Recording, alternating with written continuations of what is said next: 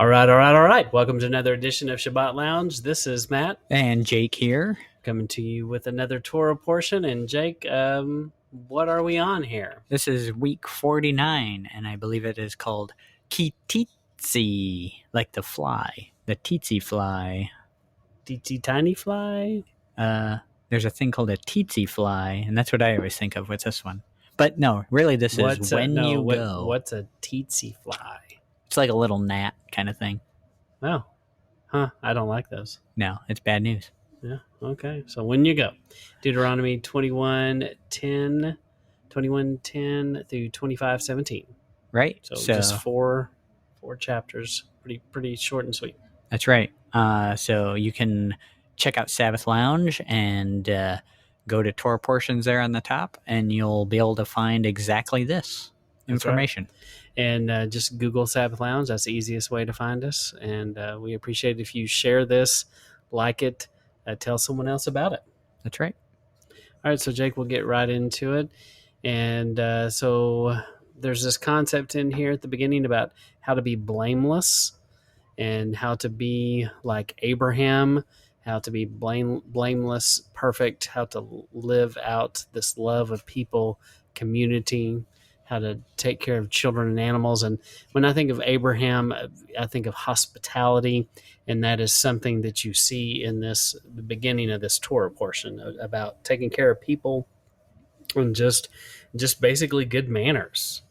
Right. Doing a lot of the things that probably most people in Western society just grew up. This is how your parents taught you to do things. Yeah, I mean, at least that's how it used to be, right? Yeah. So, and we'll go into a little more detail with this. And once again, we keep coming on this. So, Jake, what is this that we did a while back? So we did an episode about Christians following Torah, because we get a lot of kickback of, oh, you don't got to keep the Torah anymore, and that's for them Jews. And so we just want to in this episode here, we can just point out that, well, you're keeping a lot of Torah also. Mm-hmm. Yeah. So if the law has been done away with, why are you keeping all these burdensome commands? That's right. And so in chapter 22, I think that you could talk to any Christian and as well as Torah observer, and they're going to say, finders keepers is not, that's not something that we taught children in school. They were supposed to take it to lost and found. Right, the lost and found. Yep. And while you're not lost and found, don't do any cross-dressing while you're there. Although I think a lot of churches would say there's no real issue with cross-dressing. I mean, nowadays it's more in your face and it means something else. But I know back in my day, you'd have like the church put on a little play, and then it would be funny. Maybe, it'd be a funny guy dressed up. But it was parody. It was not trying to be a woman. It was trying to be funny. Right. So, but it is different today. But still, it clearly does say no cross-dressing. Right. And speaking of cross-dressing, that is kind of interesting because, we make a big deal out of dresses and skirts and things like that. But in reality, men back in the day, they wore dresses and skirts. So, I mean, I don't know, but I do think that it's not about if you wear a dress or skirt, but are you trying to look like a lady? Are you trying to look like a man? This is one you kind of have to bounce off. And I know we don't like to get into cultural, but it applies stuff. Here. But yeah, it does apply here. You kind of have to go with what culturally works to fit your kind of norm of that's a man, that's a woman. And honestly, Jake, I'd be fine wearing the old Bible garb, whatever Abraham Moses wore.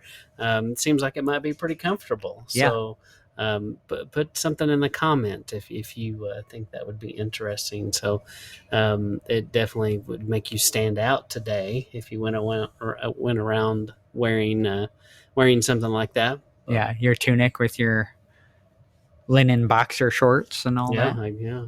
So, but it seemed like it had a lot of mobility. You talk a lot about, you buy a pair of pants today and it's like it's got the gusseted crotch. And you're like, I don't know what that is, but for some reason I feel like I need that. So they sell it. Yes, they sell it to people like me, and so with that outfit, you don't have to worry about the gusseted crotch. Right. If you've ever had It's a crotch blowout, it's all a gusset. Yes, if you've ever had a crotch blowout, you know what I'm talking about. That's right. So you don't want that. Yeah, I think Duluth Trading has what you need, man. Yeah, that's right. So, but we can all agree that being a virgin, don't kidnap people, don't traffic people. Oh, don't kidnap. Yes. Okay, I see where you're going there. And it is this general idea of safety. Don't marry your father's wife. Be nice to animals. Help your neighbor. Everybody agrees that those are things you should do. I think that one's pretty specific. Don't marry your father's wife. Yes, it's like specific. Old Billy Bob knew they were talking about him when that happened. Yeah, he's like, dang it. If your name is Billy Bob, I don't mean you. Yeah, sorry. For some reason, I went completely to the wrong... Oh, there we go. All right, so wrong place. And it goes on here. So in chapters 23 through 24, you're not supposed to have incest. You've got this idea that you are supposed to be you're supposed to show hospitality, and don't covet the possessions of others. Divorce, there's definitely divorce and remarriage rules. No partiality to the rich, which we talked about last Torah portion. Be kind, don't rip people off. Yeah, I know people that pretty staunch on no such thing as divorce, and I agree with that. However, Yahweh is a divorcee, so there are there are some extenuating circumstances that call for a divorce. Yeah. But it should not be the norm. It should not be the norm. It should be very difficult for that to happen. Easy. High bar to reach for that. And then Jake in Matthew 7:12, what does that say? Always do for other people everything you want them to do for you. That is the meaning of Moses' teachings and the prophets.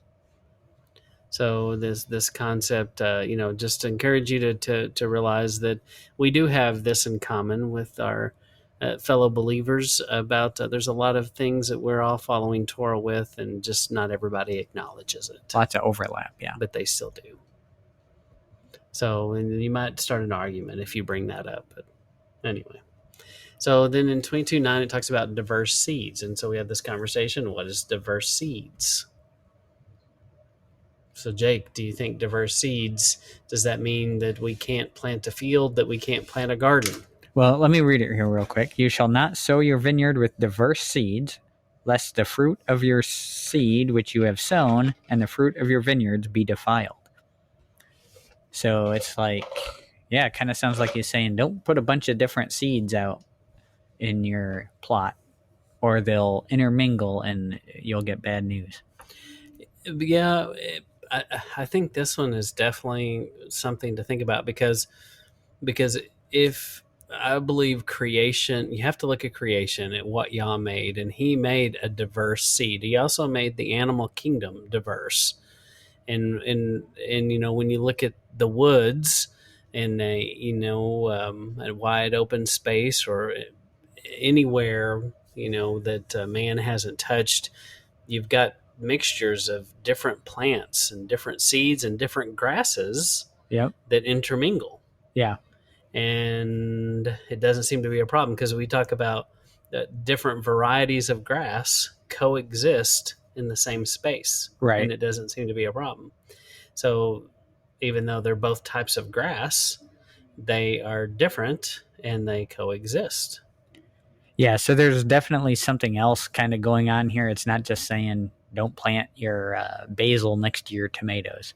It seems to be, and I kind of, we had discussed how if you plant like two different kinds of tomatoes kind of close to each other, the seeds will cross-pollinate, or the plants will cross-pollinate, and then the seed that you plant when you harvest that tomato and you save your seeds and you go to plant that the next year, you're not going to get the same tomato. You've now, in a sense, defiled your seed, and you're not getting the same fruit as you did before. Mm-hmm. So there's, that might be part of the concept, but this is something, pay a little attention to it. Go do some research on it. Yeah. And yeah, I think it could have maybe even something to do with genetic engineering. I think Yeah. that that's part of what got the pre-flood world in trouble is a lot of genetic mutation things they were doing, and honestly, it's what's happening today. So this very much is applicable today, and I even have made the argument. I don't know if this is true, and if anyone else has ever thought this, let me know in the comments. But I am a naturalist in practice, and you would even say somebody that is very, I guess, a propensity to native plants. And I've thought before this diverse seeds, does that mean that we're not supposed to take seeds and plants maybe from Africa and bring them to the United States? Is that part of what he was talking about? I don't know. That Uh, is interesting, though, uh, it because does. it does cause a lot of It trouble. does. And mostly for animals, really. Yeah. But the plants sometimes it does. For instance, is it kudzu vine in the deep south that's just like swallowing the south that came from Asia. And there's duckweed and things that grow in ponds that aren't supposed to be here, and they just kind of take over and destroy and choke life out. So Yeah. so I think maybe that's part of it. I don't know. I don't have a good answer. Maybe someone else does. Yeah, I think those are definitely interesting concepts to bring into the conversation, though. Yeah, yeah. All right, Jake. What about this fringe thing? Wear them on Fringy. on the corners of your garb, as it says. So, yeah, the spy account, like you're talking about here. Also, Numbers 15, I believe it is. Mm-hmm. And so, yeah, just similar to Yeshua had tassels on the corners of his garb. So, Yeah, supposed to do it. yeah. And So, it's yeah, easy. explain the spy account thing.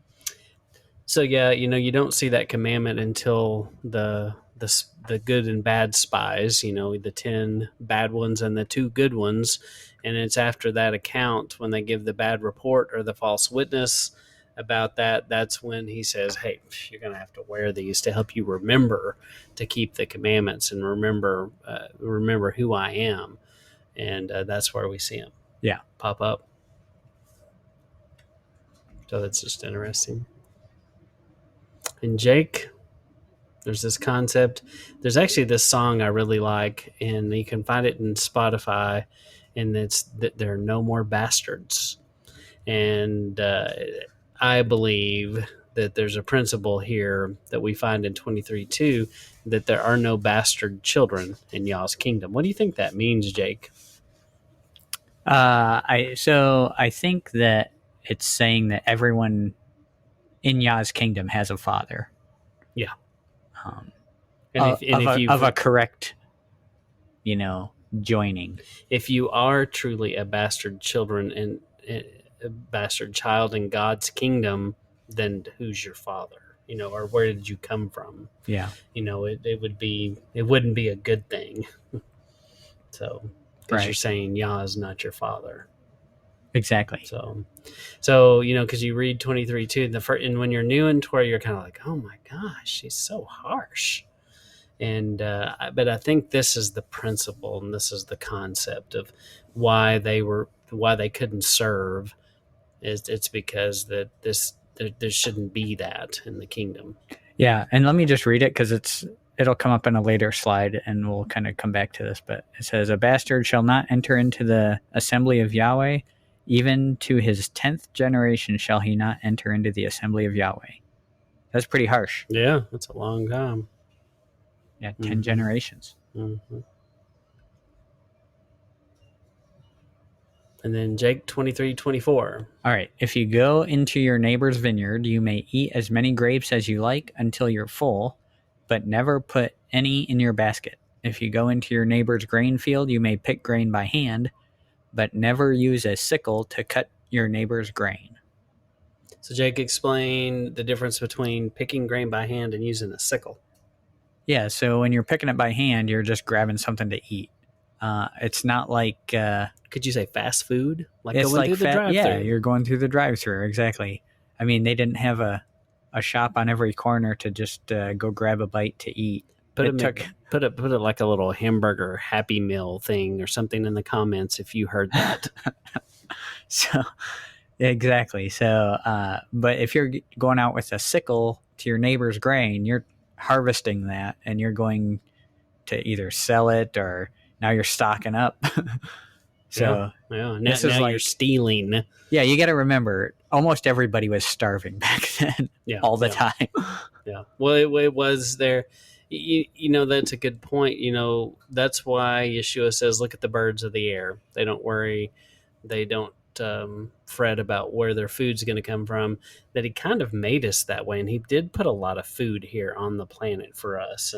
And we are supposed to kind of be like that.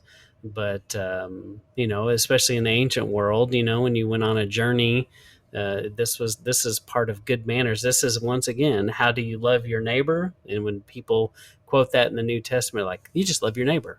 Well, this is one of the definitions of how do you love your neighbor. It looks like this. Yeah. You have some grain that you leave on purpose for disadvantaged people that they can come and feed themselves and with. even in this case, just think about the society we live in today. If you are growing a big garden, I know lots of people grow gardens, and if some rando just started walking through your field and eating out of your field, what would you think? You get off my lawn, right? Yeah, get off my lawn. But this strikes me so much as a loving society, and how great this will be when it actually runs like this. Yeah. And then we're going to see this. It shows up again. We see it with Yeshua in Matthew 12. Right. Then on a day of worship, Yeshua walked through the grain fields. His disciples were hungry and began to pick the heads of grain to eat. When the Pharisees saw this, they said to him, "Look, your disciples are doing something that is not right to do on the day of worship." And I believe when they say that, you know, this is a Pharisaical law that they had in place, because clearly this scripture here says it is okay to pick grain by hand when you're walking through a field. And it doesn't say anything about Sabbath. And in fact, I think you could make the argument that if you're using a sickle on the Sabbath, I think that would be wrong. That's work, yeah. Yeah, that's work. But just to pick it by your hand, that's just life. That's living. That's dying. Yeah, that's kind of the difference. Is are you out collecting harvest, or are you just eating something? Mm-hmm. But boy, they thought they had him there. Yeah, but they did not. And then in 24:19, you do see this concept of leaving the grain for the poor people. Once again, how do you love your neighbor? That's how you love your neighbor. Yep, doing that. There's a lot about grain in this one. And, you know, growing up in West Texas, actually, I say West Texas, it's kind of like Panhandle, to be correct. But growing up in the Panhandle, it was very common when you did your planting that you might plant a parcel of land for peas or green beans. In fact, we ate a lot of black-eyed peas. I don't know if you eat black-eyed peas in Pennsylvania. Not very often. At least I didn't grow up. A lot of people up north would call it cow food. Okay. But we in the South, we like our black-eyed peas. And we would often grow them, and we would open up for whoever to come pick them.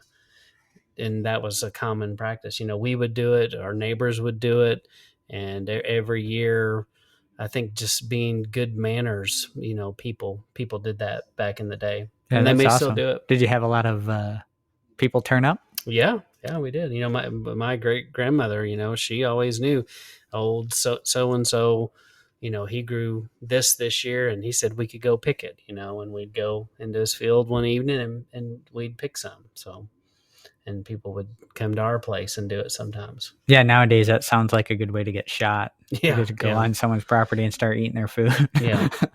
But yeah, it's, you know, that's how your community should be. You should be, you know, get to know your neighbors and know that you're not going to get shot when you walk on your property. Yeah. So, Jake, there's this other concept of putting a ring on it, and we talked a little bit about certificate of divorce. There was some parameters for that. There's also parameters about remarrying and the husband having to die. And then, Jake, my favorite, tell us about the honeymoon. Yeah, you get to spend a year with your spouse. No war, no going to war, no starting a war, no going to war, and you get the year off. Yeah, think about how much better marriages would be if they could do that. Yeah. That would help you start off on such a better place. That you would really um, solidify your friendship during that year, and just Really learn to be that oneness yeah, that you're striving for. Yeah. So it's a good principle, hard to do today. So thankfully, in 24:26, our parents' sin doesn't condemn us, and I am so thankful for that. Right, and this is why I wanted to bring up when we looked at the bastard child thing, and it says to the 10 generations, 10th generation, right? Mm-hmm. So you're that's a way of paying for the sins of the father, right? And so there's that concept of the sins of the father not falling on the children. But you see with David and Solomon how their sins, fell onto their children. So you kind of have to put these in the right context, because it's kind of both and. Yeah. I'm not condemned for my father's sin, but I definitely have to deal with the fact that my father was a sinner. Mm-hmm. And that stuff does pass on to me. The consequences of that does pass on to me. Yeah. And this should be 24:16. Ooh. There's not a 24:26. Doesn't exist. Okay. Not in Deuteronomy. So 24:16. Good catch. And then we've got Messiah here in 20 now. Yeah, we 21:22, 21:22, and then 25:3. We've got those connections. So Jake, tell us about these connections. So 21:22 says, "Cursed is one who's hung on a tree," and then 25 verse 3 talks about the stripes, which is the lashes, and you couldn't give someone as a penalty more than 40 lashes, because that would be overkill for any wrongdoing you could do that wasn't death. Mm-hmm. As a punishment. So that's kind of the concept there. It's the punishment fits the crime. Yeah. And we have seen some people recently talking about this idea of the traditional cross, that maybe he was crucified a little bit different than the way most of us have considered it. Maybe he literally was hung on a tree. And it's something to definitely consider and think about. It wouldn't surprise me at this point that the way he died on the cross may not be exactly the way it's been portrayed, or it may be exactly like that. Yeah, it's hard to tell because of how many falsehoods have been passed on. So yeah. But anyway, definitely not. It's even if it is the way we've always learned it to be, that concept of hung on a tree is still there. Yeah, terrible.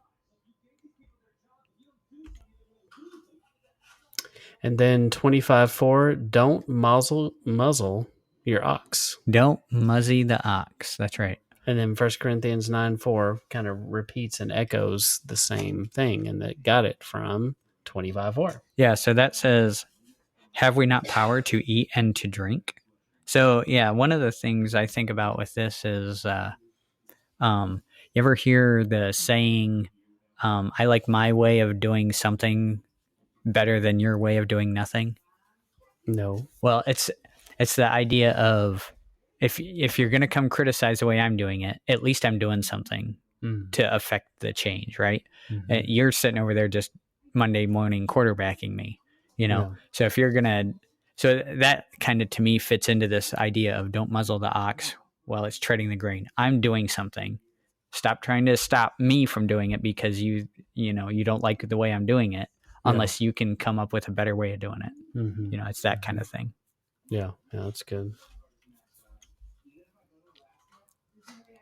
And then we get to this crazy nuclear bomb thing going off here. And Jake, explain what's happening here with this.